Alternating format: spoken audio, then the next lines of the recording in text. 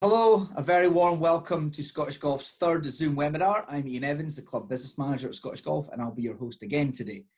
If you haven't been able to join before, the Scottish Golf webinars are a new interactive series for golf club managers and officials from across the game in Scotland and will be insight-driven by our online panel of industry experts. The webinars will give you the opportunity to learn from and pose questions to a panel of experts within their field. And today we're delighted to welcome health and safety and human resources experts from our partners at the Xact Group. We have received dozens of pre-submitted questions, so thank you for taking the time to send these in. But don't worry, if you didn't have the chance to submit a question in advance and you would like to, then below you'll be able to submit a question in the Q&A function. Just click the button at the bottom, type in the question. Also, you may find that today's discussion prompts you to think of questions that relate to your situation, so please do submit them and I'll try to get to as many as I can. Okay, now let's meet today's panel. First of all, we have Chris Hammond, who is the Managing Director of the Xact Group. Chris joined Xact Group in 2008 following the completion of his business studies and entrepreneurship degree at Stirling University. He progressed through the company following the completion of his professional qualifications for health and safety and his client work, becoming the Associate Director of Health and Safety in 2012, and then subsequently becoming the Managing Director in January 2020. Chris has great experience in the field and has also held large partner and client relationships for the last 10 years. His experience includes work with numerous golf clubs from 9 holes to 27 holes, which has provided Chris with a great level of understanding of the requirements needed in any club to stay in line with regulatory requirements. Most recently, Chris authored the updated Managing Health and Safety in Golf Club Guidance, published originally by the HSC and is now published by the Greenkeepers Training Committee. Hello, Chris. Just give us a wave. Hello. You are. Yeah. You are. Excuse me. Okay, we also have Ian McLeish, Sales and Marketing Divisional Manager. Ian worked in the financial sector for over 20 years, starting as a development manager and finishing as regional manager with PFG before joining Xact in early 2015 as a national account manager across a range of sectors, including partnerships. His current role is Sales and Marketing Divisional Manager, which involves servicing and maintaining partnership, building rapport, and establishing new existing businesses. Hello, Ian. Hi, yeah. Hi, yeah. Hello. Okay, we also have David Taylor. David is the Divisional Health and Safety Manager. David worked in the engineering sector for the early part of his career, gaining an HNC in mechanical engineering and SVQ Level 3 engineering. During his time, David gained an interest in health and safety and gave up his career in engineering to go to university, where he gained a distinction Bachelor of Science degree in occupational safety and health. Before moving to Xact, David gained experience in distribution and logistics, retail and construction, as well as engineering. David joined the Xact Group in 2017, working as health and safety researcher and developer, helping to develop the department services. As well as this, David has also worked. David was also working a health and safety advisor. With his departmental and client work, David has progressed to his current role as a health and safety divisional manager, where he continues to develop and provide the best possible service, as well as building good relationships with Xact's client base. Hello, David. Hiya. Okay, we also have Joanna Harrington, Senior HR Advisor. Joanna is a senior advisor within the Xact HR team who has a master's degree in human resources management with CIPD accreditation. She has a wealth of operational management and HR experience gained predominantly in the hospitality and retail sector, having worked for brands such as Hilton, Coney, I think that's the right pronunciation, apologies if not, Boots and Superdrug. This has given her a great insight and understanding to the challenges line managers face daily. Hello, Joanna. Good morning, everyone. Great stuff. Okay, in terms of format, today's Q&A will be pre-submitted questions to the panel on key areas within health and safety, human resources, and employment law, of course, within the context of the current COVID-19 pandemic and Scottish golf clubs. We'll also mix this in with live delegate questions, so just another reminder to please send those in using the feature below. Okay, now that we've met the panel, let's get down to business and hear from the experts. Chris, I'm going to start with you. As the Managing Director of Xact, can you start by telling us a bit about Xact, who you are, what you do, and your main areas of work with golf clubs? Yeah, absolutely. Ian, many thanks for those introductions. I think we perhaps might shorten those introductions for next time, but that was really, really good and really useful, I think, for everybody involved. Yeah, we've been working in partnership with Scottish Golf now for the last 15 years, and it's been a great partnership, and there's been a number of different services that have been offered through to every club in Scotland as part of that partnership. So the majority of the clubs, and probably the majority of the clubs that are on the call today, will have access to our services via our Business Assist platform, which is an online platform that gives a raft of best practice on both health and safety and HR, which is sector specific for their activities. Obviously, it gives a number of template documents as well. So that's your letters, risk assessments, policies, procedures. So that's always been a great resource for everyone to use. Following that, we also offer our services on our kind of core aspect. So that's our external HR management services, which provides an advisor, much like Joanna, usually Joanna or one of her colleagues, that would steer a golf club through their handbook, their contracts, and any other HR related or employment law related activity or problem that they faced. Similarly, on the health and safety side, we have an external competent person service, which again establishes a management system within all of the main parts of a golf club, which is your clubhouse, your pro shop, your kitchen, your greenkeeping facility, and your course, really to establish a good working practice within a club, and then kind of follow that up with remote advice and assistance and audits thereafter. So probably a lot of the clubs that are on the call will have experiences in one way or another. I think particularly in the dynamic situation and environment that we find ourselves in, we've tried to find a way to provide our services to kind of coincide with COVID-19 and the social distancing that goes alongside that. So we've put together a number of return to work services on both disciplines, and that's really probably going to be one that will frame itself within the questions that we have, and Ian will be asking just as we go through the discussion. So yeah, it's been a very dynamic environment. I think we as a company have found ways to work well with our partners, and these kind of formats and these webinars have been really successful, and I think they've been a great resource in terms of information. I think the one key thing just before you kind of move on to the Furlough, because I know that there's a lot of questions still on the HR aspect, is that the information and the advice that we give today will and is most likely to change in the next kind of 5 to 6 days. So I would recommend everyone on this call to make sure that they have a good resource that keeps them up to date with the changes in legislation and guidance on both health and safety and HR. We update our FAQ probably every 3 days to coincide with governmental updates. So if you haven't got access to that, then I would certainly look to get access to that so that you can keep yourself up to date. Brilliant. And just how can clubs make sure that they can access that FAQ? Well, generally speaking, we give it as part of our newsletter and bulletin, so they should automatically have that. So if they're not receiving it, I would say to email us through our inquiries at xactgroup.co.uk email address, and make sure that you and your colleagues are added to it, because it's a free resource. And it's one that keeps everyone up to speed. So if anyone hasn't been receiving that, please come through to us and we'll make sure that you're added to that list.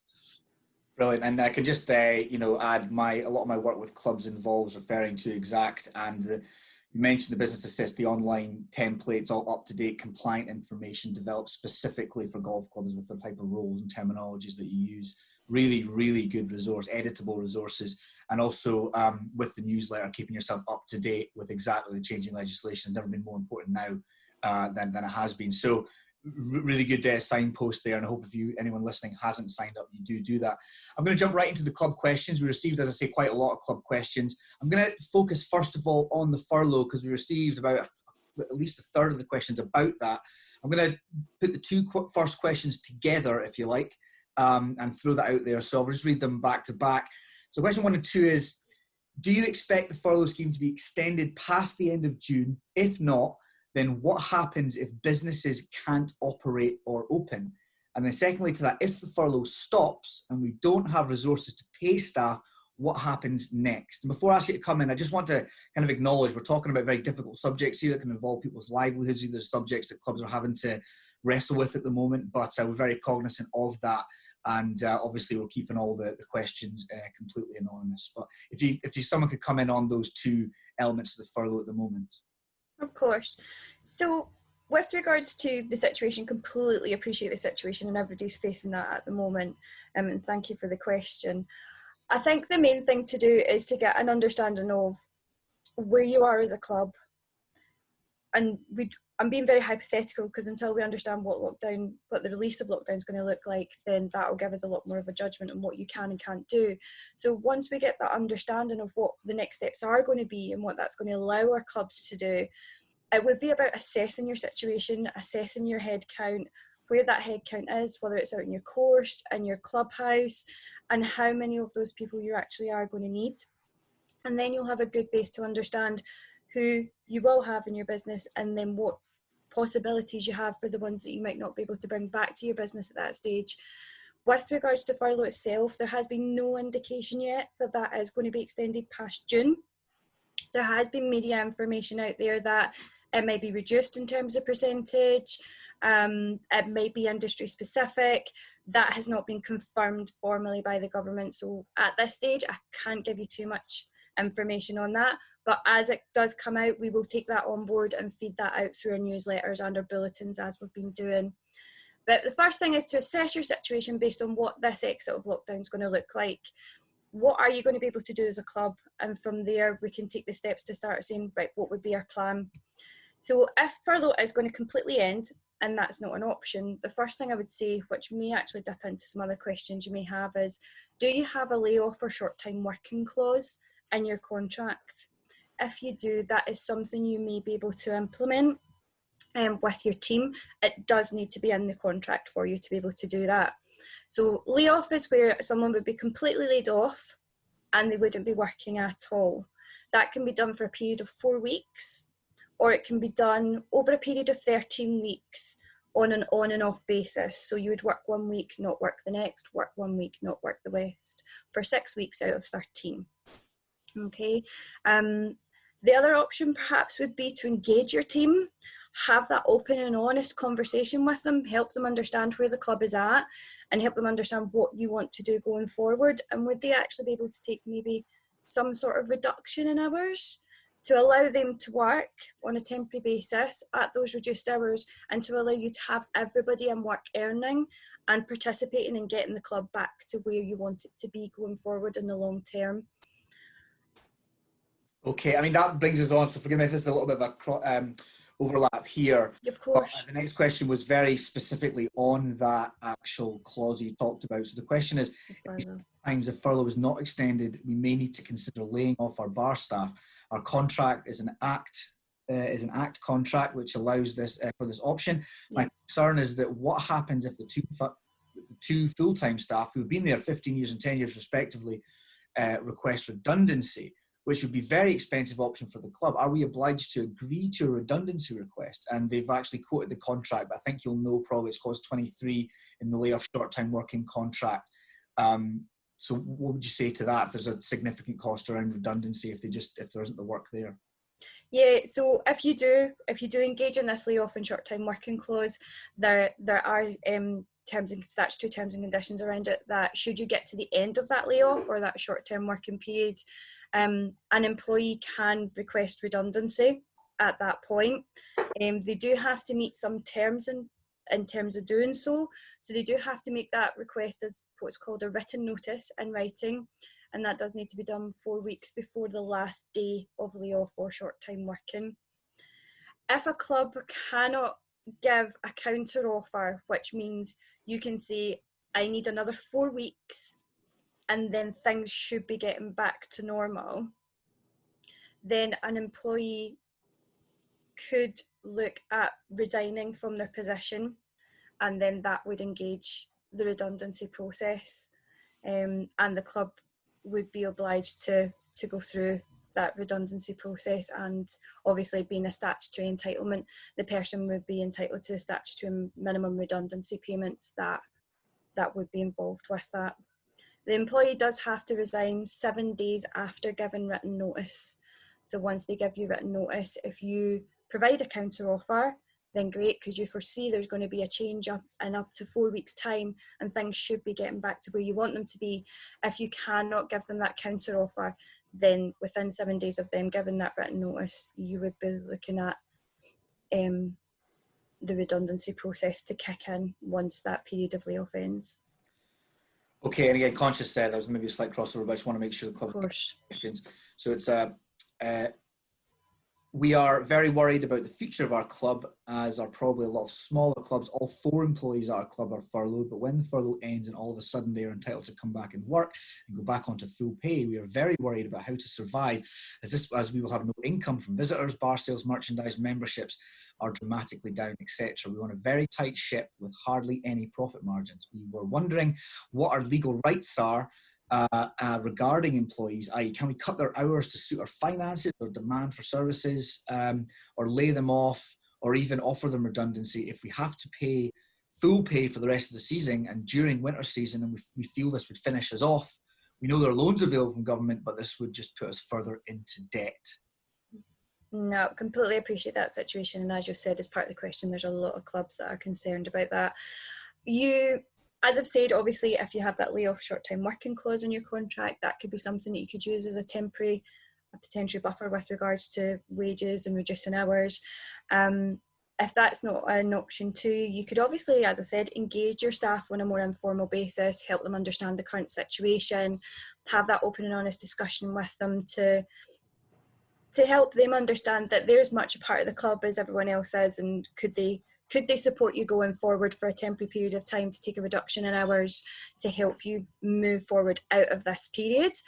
The other option, as I've said, is looking at the complete club, what it looks like, where your headcount is, and what areas you would actually need to make the reductions on to make it financially viable for yourself. Okay. From that point, you would possibly be looking at opening a restructure in terms of redundancy, or potentially looking at consulting with employees formally rather than having that informal conversation with them to change their terms and conditions of their contract. Both of those processes have a similar framework in terms of you would get your business rationale together for why you want to either consult with them to change terms and conditions or make redundancies, make a business announcement, and then the people who it affects, you would have at least a minimum of 2 consultations meetings with those people, engage in a conversation with them, obviously explaining the situation, giving them the opportunity to propose alternatives. And obviously if there is any alternatives proposed, take them on board, go away, look at them and see if actually it is something that could work for you. And at the end of that, hopefully you would either have terms and conditions changes confirmed, or unfortunately you potentially could be looking at a redundancy situation depending on what route you were going. With a terms and conditions consultation, if the person does not agree at the end of that process, then you would either have the situation where you would have to leave it as is because they do not agree, although you've gone through the consultation, or you potentially could be looking at a termination of employment at that point with the opportunity to re-engage on the new terms. That is certainly a process. Both of those we would encourage you to get advice on, but if you are looking at terms and conditions which is going to end in potential termination of contract, we definitely encourage you to seek advice on that, because that can be quite a risky situation. So definitely seek advice if that is where your consultations are going to change terms and conditions. Great stuff. I've got 2 more questions on it. One's come in with quite specific questions. I think it's really important we do stay on this topic because this is such a relevant one right now. One live question that's come in from a delegate is, can you lay off staff that are currently on furlough? You would need to bring them back into employment. And then yes, you could lay them off from that point. What I would say is I wouldn't encourage you to lay them off while the furlough scheme is still available. So while that coronavirus job retention scheme is still available to you, I'd certainly say continue to pursue that. But if and once that ends, then if you have that layoff clause in your contract, then that is an option to you. But you would return them from furlough and then you would engage in that layoff.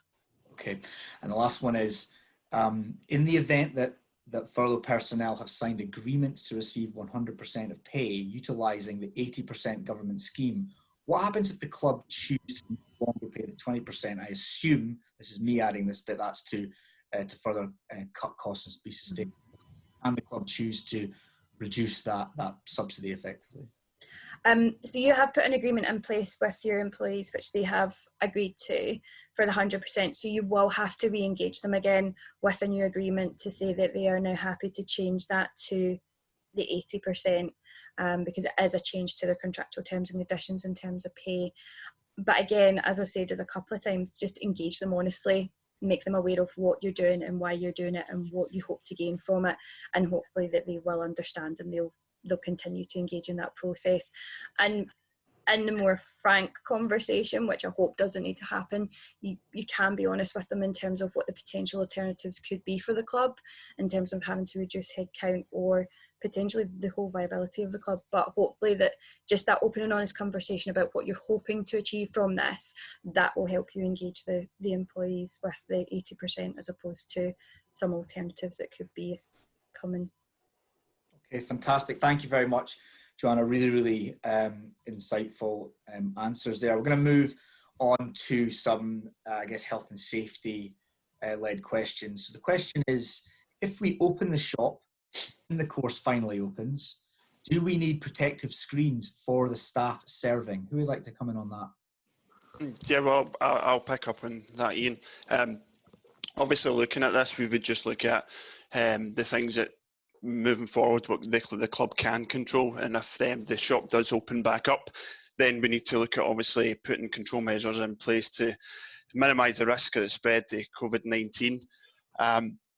So yeah, when it comes to customer-facing roles, really you would look at if it's feasible to be introducing the plexiglass screening. I have looked into see what is out there, and that can range between anywhere between £50 to £200. So as I say, when it's going to be customer facing, then really you would expect for them to be put in. However, there are going to be a lot more of things that would need to be took into consideration for the shop to open. You're really going to look at social distancing, and if it's open, how many people can be allowed in? Is it going to be one in, one out? They would need to have signage and so on up there. So really from that side of things, it's really going to all come from your risk assessment. And then it's really, even with your introducing of the protective screening and stuff, you really need to look at clearing schedules and that side of things. And when it comes to staff as well, you're really needing to enforce it, that even when they're working and stuff, it needs to be the social distance. And so there is a lot.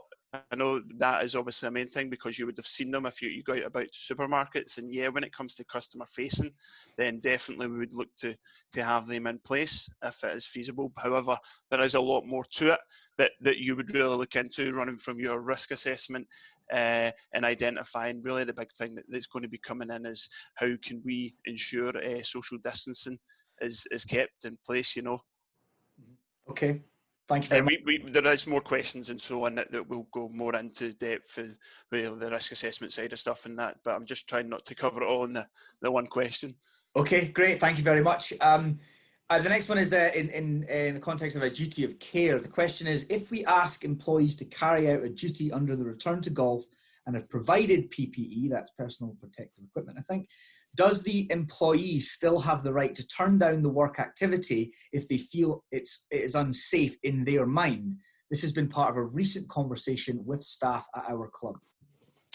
I think from a health and safety point of view, what you would really look to do there is to have the discussions with the staff member, listen to their concerns and kind of give them reassurances and discuss through like the risk assessment and the control measures that have been implemented, and really having that discussion with them to put their mind at ease, you know. And there is a way where you would look at kind of flexible working and stuff, and if there is a legitimate reason for these people that they have these concerns, so if they've got any underlying health issues, then that's where you could obviously see that they would stay at home. But if it was just that they were feeling uncomfortable from a health and safety point of view, it would be the case where you would sit down with them, have a discussion and kind of give them reassurance and discuss everything that you have in place. And then if there was still an issue at that point, then that's really where it would come into kind of Joanna's side of things. Yeah. One thing to pick up on just before Joanna goes into the HR, just the PPE and the screens in terms of control measures and in regards to returning back to somewhat normality of opening up clubhouses and pro shops. They're all kind of, I suppose, pieces of the jigsaw. I think David quite rightfully said that look, the risk assessment's definitely the most important aspect of it because it gives you the overall picture. But simple things like posters, signs are really important. Also, surface disinfection and hand sanitization stations are going to be very important to have in the various different areas, in office spaces, in kitchens, in kind of restaurant areas once they reopen back up. Social distance is obviously an important one as well, but I also think one aspect that's missing sometimes is the screening for staff. So I would certainly say that they're well aware of the symptoms of COVID. So a kind of dry, repeating cough that doesn't produce, and a temperature, high temperature that's been persistent. It's really important that any of those types of symptoms are reported immediately, and that those staff members aren't allowed to come on site until they've had a negative test. So really, it's something that I'll come on to kind of in my final sort of part of the discussion, but having a plan and planning for things that you can control is a really important aspect. And I think that would help in the discussion that David alluded to with that staff member. If you've got a fully fledged plan and you discuss it thoroughly with them to say, look, you've thought of the various different aspects of returning to work, I think that eases the tension a little bit. But the HR discussion in terms of return to work of not returning or not wearing PPE or not wanting to social distance is one that's certainly going to be coming over the hill. But I'll allow Joanna to jump in. Thank you. This is obviously a situation which we have never come across before. There have obviously been employee challenges throughout the existence of people employing people. But in terms of the specifics, in terms of what we're dealing with in terms of its coronavirus, this is very different. But if you've got everything in place that is necessary for you to have from a health and safety point of view, you're taking every precaution you can, and this person doesn't have any other underlying health issues or challenges that could affect them personally, then you may be looking at speaking to someone about how you progress this. It would be very case specific.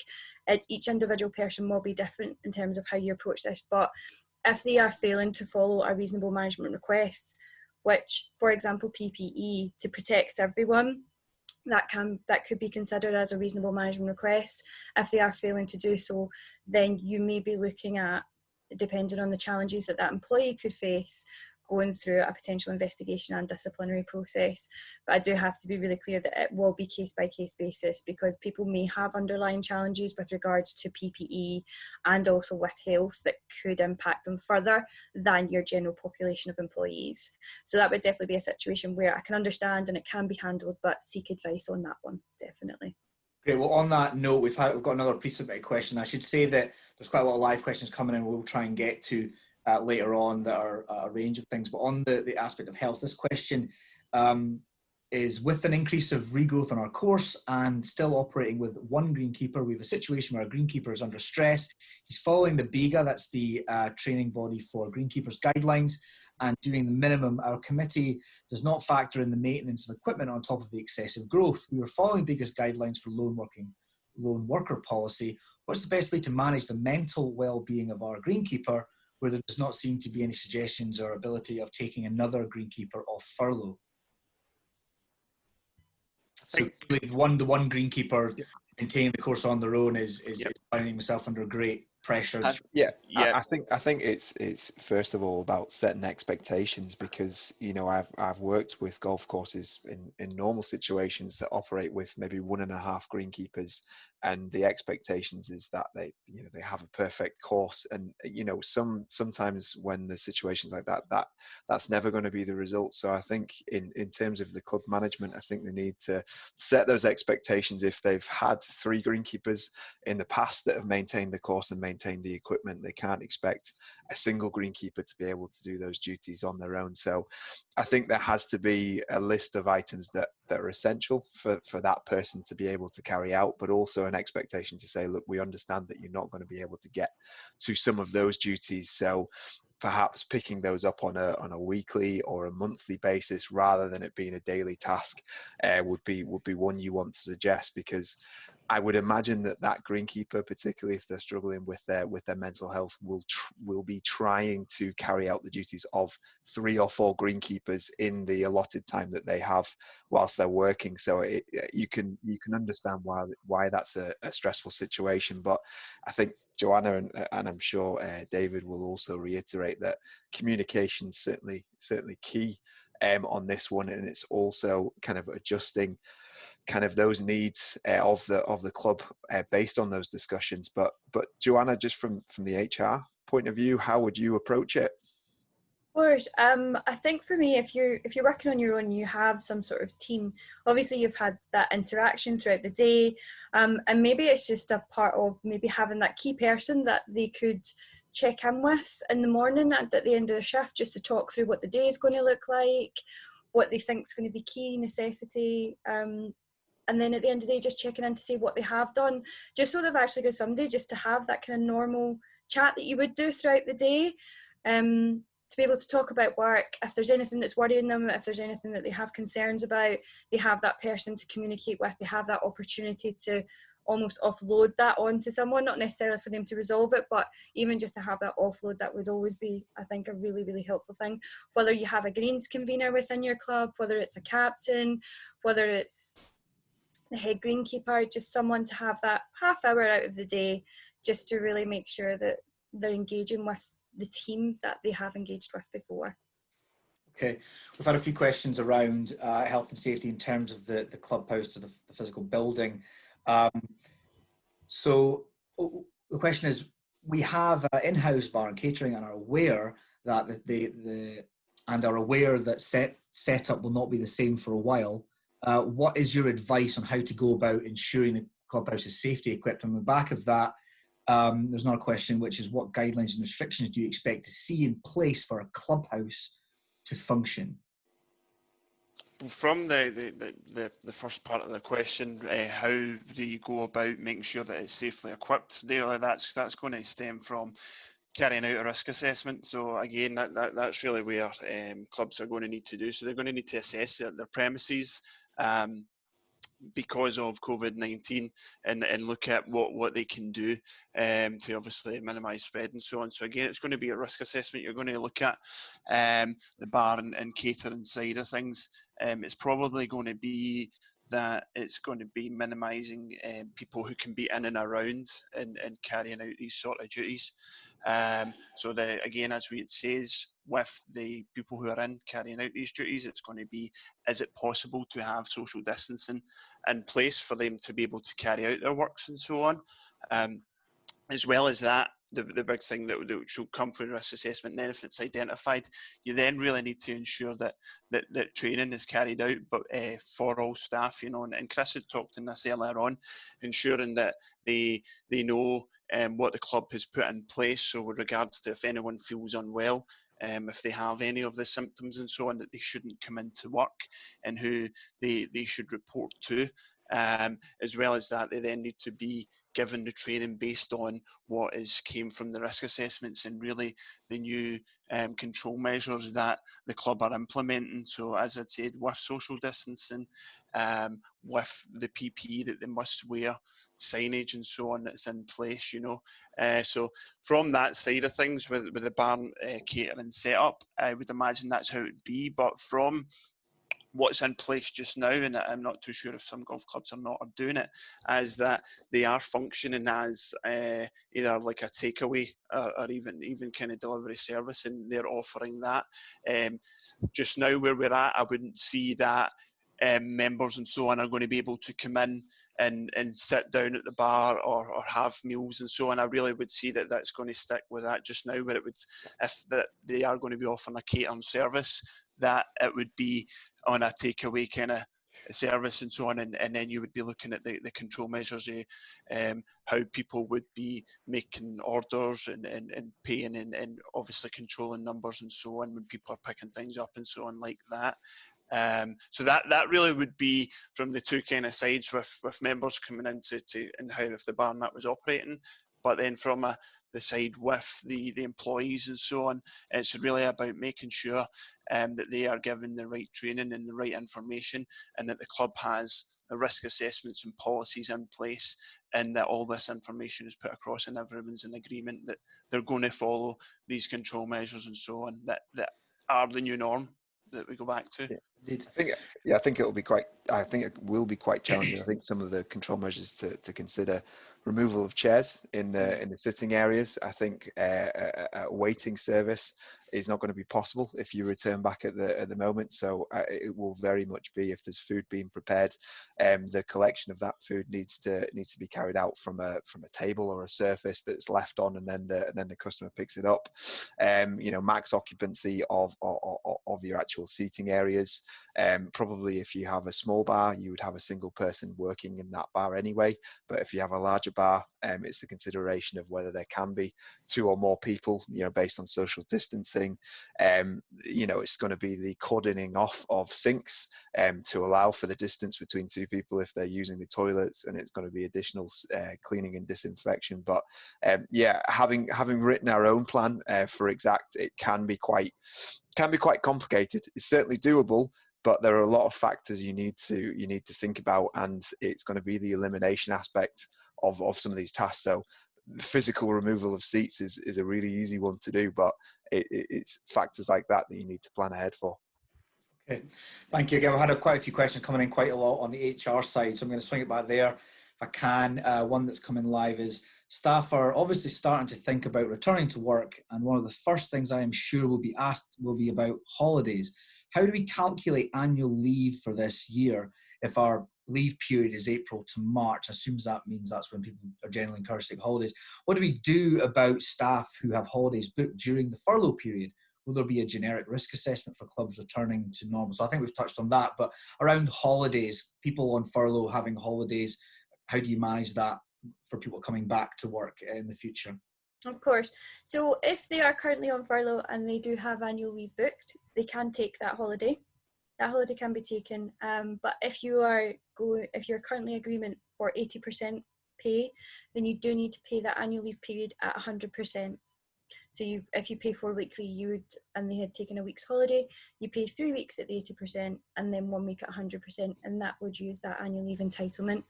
With regards to how you're going to manage annual leave going forward, annual leave is still being accrued through furlough.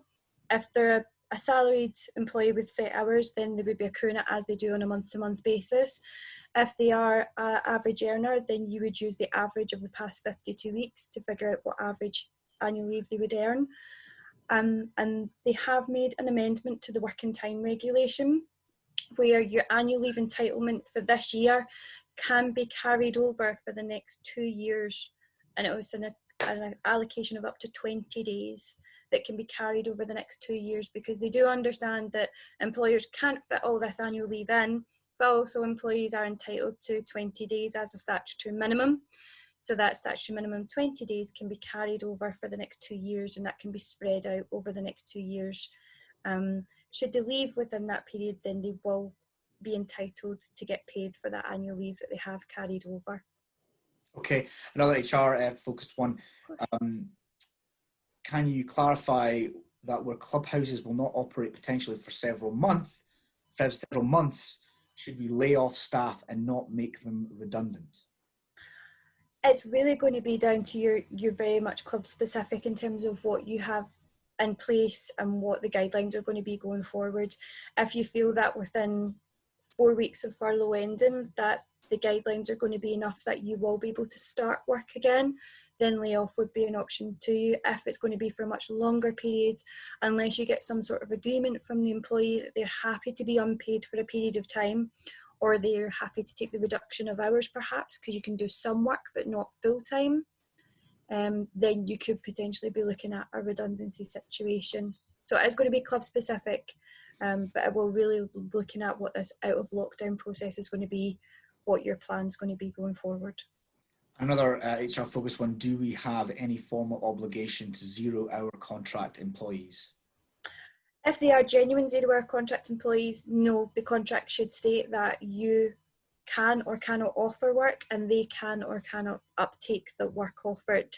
If you have been given them very structured, very specific regular hours, I'll throw that HR curveball in there to say, are they actually 0-hour workers, or have they had a working pattern? In which case you could come across the challenge, are they actual 0 hours or are they permanent staff? But if you have a true 0-hour contract where they work very inconsistently, then no, you have no obligation. And it's just about keeping that open channel of communication to say, look, I have no work for you right now. I will have work for you. I just can't quite tell you when. Just keeping that communication open, and hopefully they'll stick with you, and when that work does pick up, you can put them straight back to work. Joanna, we had one feedback specifically for you, just to expand on your answers. The question is, this is again from the live questions. Thanks for the specific answer earlier, bar staff and layoff requesting redundancy. Joanna said layoff is max 4 weeks or over 13 weeks, but ACAS suggests there is no time limit. Did I pick this up incorrectly? I put the limits on there in terms of when we were framing it around when an employee engages that potential redundancy process.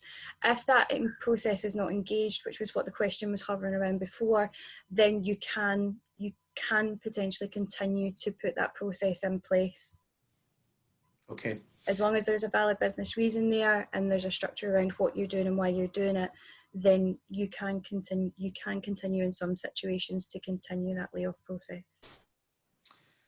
Okay, and on terms of the clubhouse, will Xact be looking to provide, as part of the resources, risk assessment templates for clubs for the buildings?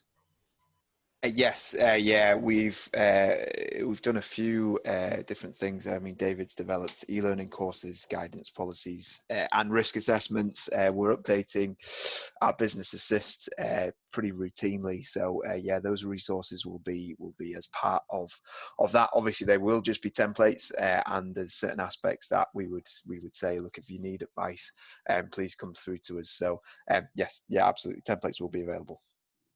Okay, and just on the back of that, another live question. I believe there is free online courses for COVID prevention course that highlights what businesses should do. I've checked, and there's a few. What will be the best ones for clubs? Do you have any online courses you can point clubs towards, potentially for their own education or for getting staff up to speed? Is that something you're looking at or you provide? We have written our own for the staff, the employee training side of things, and we're kind of offering that at kind of £10 per employee. So it's one that I would include in your kind of return to work plan. However, the free resources tend to be better if it's just written information rather than courses. A lot of the time when I've looked at a course that says they're free, it's kind of just maybe a few paragraphs and a couple of questions, and it doesn't really give a huge amount of information that you couldn't generally gain from looking at online guidance. So there's nothing from my aspect. David, is there anything that you've seen that would assist on that side? No, just pretty much what you were saying. Anything that I've seen that is really out there that is free is just giving some basic kind of information with a couple of questions that you can just kind of pull up. So, but from our side of things, the employee training for specifically for COVID-19 that we've put together goes into detail and looks at all aspects and so on. So it is a really useful tool that I would suggest it's good for all employees to do. Okay. Excellent. We had a few questions that weren't specific to COVID-19. I'm just mindful that's the big thing right now, but clubs will have to, in the future, think about getting back to business and how they're going to operate. And one that came in, I've been asked before and came in as well, was around what would you advise clubs to consider in terms of developing contracts and service level agreements with key personnel that aren't directly employed by the club? So for instance, this could be a catering franchise or self-employed golf professional. Do you have any advice there for what clubs should look to put in place when engaging somebody in those roles?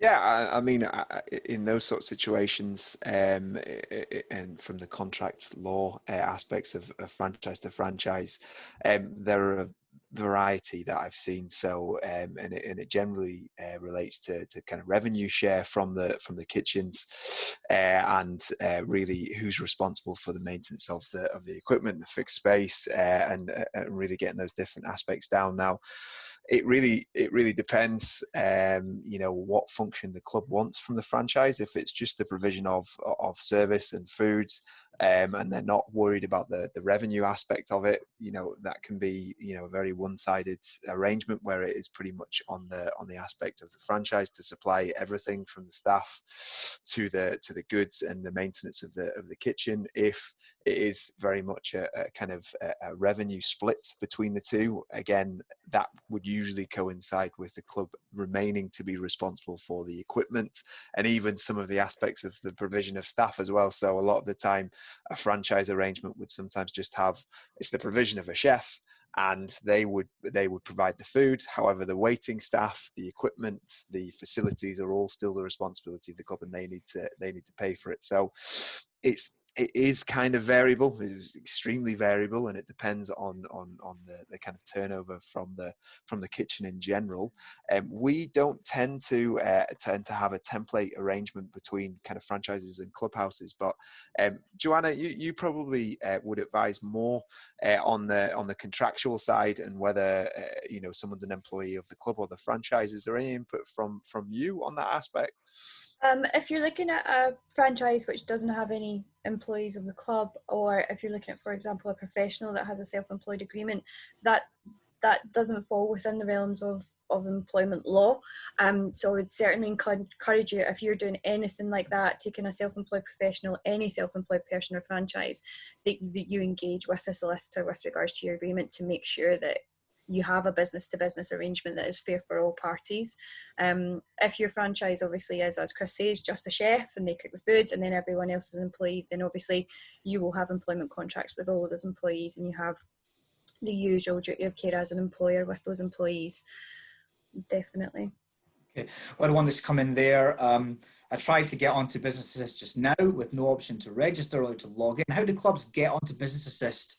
How would you advise clubs get their login details so they can go and start using that resource?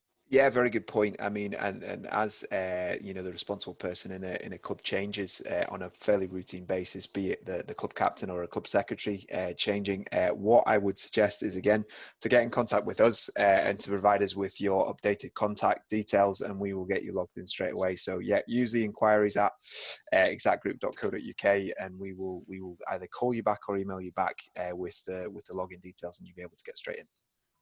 Okay, this one might seem a little left field, but it's one that I've been asked a number of times, and I just thought I'd bounce it off you, being kind of, kind of experts of working with employees. So it's basically around the benefits that clubs should or can give to staff. Now, this can be, for example, playing the course, maintaining a handicap, and this can be on a spectrum of absolutely something akin to full membership. And I guess the question is, do you have any insight into what clubs should consider when thinking about giving members of staff benefits that relate to the club operations? For me, it would definitely be get it written down somewhere, formally what you do offer, when that offer is available to them and when that would stop. So if they were actually moved on from you and moved on to a new job, does that free membership stop? Do they then have to engage in a full membership if they want to continue with you and pay that as any other member would? For me, it would be getting that written down, get it formalised so that everybody knows exactly where they stand with any benefit like that you're going to offer. Okay. Sorry, is anyone in there? Yeah, I would concur. I mean, in general, Joanna, probably just to delve into it a little bit deeper, would you expect those benefits to be contractual, or would you expect them to be within employee handbooks? Within employee handbooks for me. I don't think there's a requirement to have them contractual. I would certainly say they would be in employee handbooks. So it would more be about a benefits policy perhaps that you would put in place. Yeah. If you don't have a full handbook, then certainly I would encourage you to at least get that policy in place so that there is a business document that is there that everyone can refer to and can manage that situation appropriately. Obviously, depending on what benefits you're offering, you also have to take into consideration, although I'm not a payroll expert, any taxable benefits as well, to make sure from an HMRC point of view you are keeping yourself on point. Yeah, I would agree, and that makes it much easier if it's in the employee handbook rather than your contract. It makes it easier to change and adjust, and the contract just points towards a specific section. So yeah, I would agree.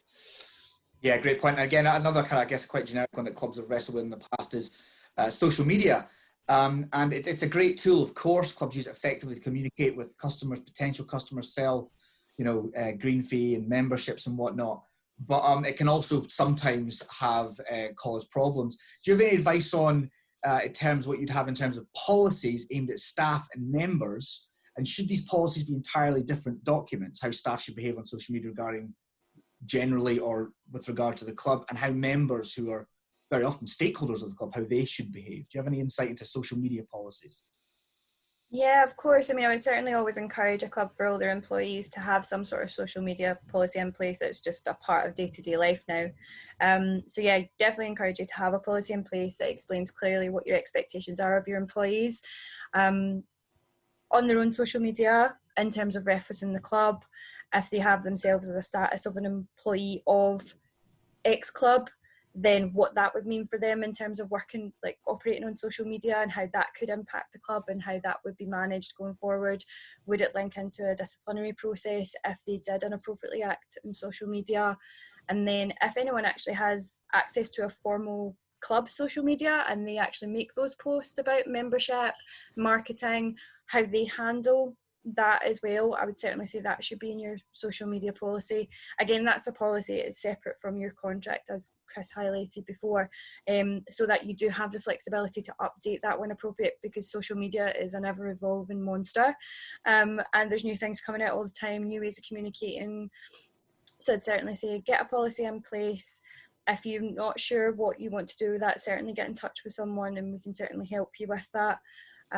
But no, definitely encourage a policy in place. With regards to your members, it would also be a good idea for them to be aware of what social media means for a member and how what they do impacts the club as well.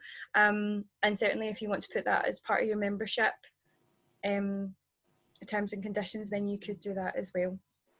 Is there any differentiation for a member of staff who is overtly talking about the club and a member in a certain way, or they're completely separately, I don't know, engaging with problematic material or whatnot, or is that a club policy in terms of the members versus employees would be very different, because you're engaging a business relationship with a member. They're paying for a service, so that would be a customer business relationship. So that policy would be managed very differently. It wouldn't be something that I could comment too much on, not Sure. my area of expertise, but it is something you could do. With regards to employee, yeah, that policy would be very different from the member, because that would be engaging in potential disciplinary process and actually their employment with the club. Okay, sticking with that, something many clubs, and I'm mindful that this is maybe something for the future as well, but just generally speaking, getting the right person for the job with the right skill sets is key for a club when hiring a senior member or any member of staff, particularly a senior member of staff, such as a club manager. Any tips and hints for how clubs can go about making sure they end up with the right person for the job? Of course. So recruitment is a minefield, and it is a very, very subjective thing, because it's a person-to-person or person-to-panel selection. The key thing, especially having recruited myself as a manager in key businesses, I would say references. It's something that you put out there, so you put out the references and then they don't get back to you. And business goes on, days go on, and you've got so much work to do. I'd certainly say keep at those references to make sure you do get those back. Get in contact with that candidate as well and chase them as well. Say, oh, I've put my references out. I did it like a week ago and I've still not heard anything back. Could you maybe just touch base with them and see if they've had any issues? References don't need to be done by paper anymore. They can be done by email. Ask for a contact number as well, and you can chase that person up to say, look, I sent you an email, is everything okay? With all the technology we have now, the amount of spam filters we have in place, the amount of things that go into your junk mail, so get as much contact detail as you can, and please chase it. Get a contract in place with them. If you do employ them, get a contract in place with them. As harsh as this sounds, make sure there's a probation period clause in there and manage that probation period. Make sure you do those one-to-ones, you do those probation reviews with them, because if you do that, you'll get a really good two-way communication going. Everybody will have a good understanding of where they think they are and where they actually are, and hopefully that person will grow into the person you want them to be. And if they don't grow into that person you want them to be because they had the chat at the interview, but actually in practice they're maybe not that skilled person you were looking for, then you do have the opportunity, having all that evidence to say you've given them that feedback, you've given them the objectives to improve and move forward, and you may, if you're meeting your contractual terms, be able to part ways at some point during that process. Okay, Just the last kind of generic question, and again, mindful, this is maybe one for the future, but one that we commonly come in is around staff appraisals, how to effectively do that. Do you have any hints or tips or indeed resources you point clubs to who are looking to either adopt one or maybe look at what they're currently doing and improve it? Of course. So having an appraisal system is great because it gives you the opportunity to obviously make sure everybody knows where they are. They know how everyone's performing and what actually we want to do going forward for the next 6 months to a year, and how you want them to be engaged in that process. It is one of those ones you need to actually commit to. You can't just do it here, there and everywhere. So if you're going to put an appraisal or a performance management system in place, you need to commit to it. Everybody needs to be engaged in it from a line manager point of view to understand what benefits they're going to get out of it, and also understand what they're doing. If they don't understand what they're doing, it's not going to be effective. So it might just be a little bit of upskilling, a bit of knowledge transfer to make sure the line managers who are going to be doing these appraisals actually know what they're doing and why they're doing it. Okay. And it's a two-way street. The employee has just much of input as the manager does in terms of their objectives, where they are, what they want to do going forward, and how do we get there. And hopefully that'll actually give you a really good base for development in your team, getting those greenkeepers to develop into your future assistant greenkeepers, getting your succession plans in place so that you're just potentially recruiting waiting staff, you're potentially recruiting greenkeepers, and everyone else is moving up and developing into these roles, and you have a really good knowledge base there going forward because they know the club, they know the members, they know what your business wants to do. As a really good tool if it's used effectively. Thank you very much. I'm just conscious of time. Of course. Health and safety and human resources are topics that, as you say, are particularly currently evolving very, very quickly, what the best practice guidance is. No doubt, as we look to return, this is something that we'll look to address in the future as things develop and change. But again, just conscious of time. Chris, can I bring you back in? Would you like to add any kind of concluding thoughts? Yeah, absolutely. I mean, I think it's a challenging situation for us all. Every sector has been touched by this, some more than others. I know that hospitality has been a really heavily hit kind of area, and it's one that you're hoping that returns to somewhat normality sooner rather than later. I think the key thing, and I've seen that probably in the last 2 weeks, is that people are starting to think about their returns to work and thinking about the things that they can control. Obviously the release of lockdown, for any given sector is something that's completely out with the control of all of the businesses at the moment. So it's really important that you put that to one side and you think about, right, if we are to return and we return back on the first date that we can, it's really important that you have that plan in place, which would include, your HR, how to get people back from furloughing, the timescales involved with that, the business restructuring aspects, whether there needs to be some layoffs, restructuring, kind of redundancy aspects from your social distancing aspects. It's looking at each different area of the club. So you look at your course, your greenkeeping facility, your clubhouse, your pro shop, and how to adequately manage those. I would look to involve all of the different people, both staff, your franchises, to have their opinions included within that, so that when lockdown does get released, you're ready from day one to get the club back opened and kind of get the business back to normal. I think it's really important that you use the resources that are around you. As you can see, the real focus at the moment is on HR, and it's really important that you don't make any rash decisions, and I would seek advice where possible, so that there's no issues further down the line in terms of employment tribunals because a process hasn't been followed correctly, because a lot of businesses are making those knee-jerk reactions where if they took a little bit more time or they took some advice, they would be guided down the correct path. And then I would imagine in the next few weeks, health and safety will really come into the forefront in regards to those return to work plans. So please, don't be scared to contact us. We do a lot of kind of pro bono kind of advice, particularly on the first calls. If there's straightforward questions, we tend to answer them rather than saying we need to engage in a service agreement. So please don't be scared to talk to us, because we've had a long-standing relationship with both the golf industry and the union. So we want to engage with everybody within it. And really, I know that Scottish Golf have been working extremely hard. So they're the best resource to speak to if you're looking at dates of return or any updates in regards to governmental discussions. They've been working extremely hard to get that information out. Brilliant, thank you very much. Ladies and gentlemen, this brings us to a close of our third Scottish Golf webinar. We'd like to thank our excellent panellists, Chris, David, Ian and Joanna, for their invaluable insight and advice today. There's been some really valuable discussion, which hopefully will support all of our affiliated clubs. To all of our delegates that have joined today, we thank you for your questions and hope you have enjoyed and got some use out of today's webinar, some practical use. If you missed anything from today's webinar, would like to catch up any previous ones, and you'll be able to watch them all on our website at scottishgolf.org. We'll be sending out our next panel session details shortly. So from myself, Ian Evans, our panellist from Xact, and all at Scottish Golf, stay safe and a very good day to you. Bye.